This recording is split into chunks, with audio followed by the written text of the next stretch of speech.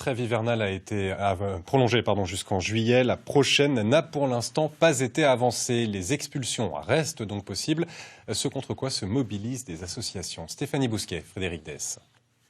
Ils sont venus en nombre ce matin devant le tribunal d'instance de Toulouse. Associations collectives alertent sur l'aggravation de la vulnérabilité des plus faibles. Malgré l'épidémie, les expulsions ont repris. Ce matin, la justice a convoqué 5 familles. Elles vont peut-être devoir quitter leur squat rue Roquelaine qu'elles occupent depuis le mois de janvier. J'ai 2 enfants qui déjà avaient un problème de stabilité parce qu'on a changé pas mal de fois de maison. Et avec ce squat, on a trouvé un minimum de stabilité. Et là, on va être du jour au lendemain dehors encore une fois. Et le froid qui arrive, c'est infernal, c'est pas possible. Je comprends pas. C'est inhumain. Infernal, inhumain, ces familles étrangères bénéficient pourtant d'un droit d'asile.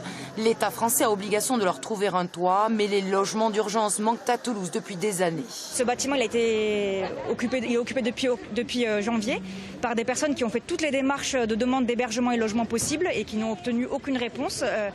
Ils ont même fait condamner plusieurs fois la préfecture à les reloger au tribunal administratif. Mais malgré tout, le bâtiment appartient à l'État et l'État demande l'expulsion de personnes qu'elle a été condamnée à reloger au tribunal administratif. Donc ça n'a aucun sens. Et avec la crise sanitaire, la situation de ces enfants s'est aggravée. Moi, je suis là. C'est forcément aggravé dans la mesure où ils étaient beaucoup plus isolés. Ça a été très difficile pour eux. Alors ça a été très difficile pendant le confinement, ça a été très difficile après pour retrouver le chemin de l'école. Et là maintenant, je veux dire, c'est une inquiétude qui se rajoute à une autre inquiétude. Finalement, le tribunal a reporté l'audience au 27 novembre prochain, en pleine trêve hivernale. Les habitants de la rue Roquelaine sont pour l'heure sauvés au moins jusqu'au printemps.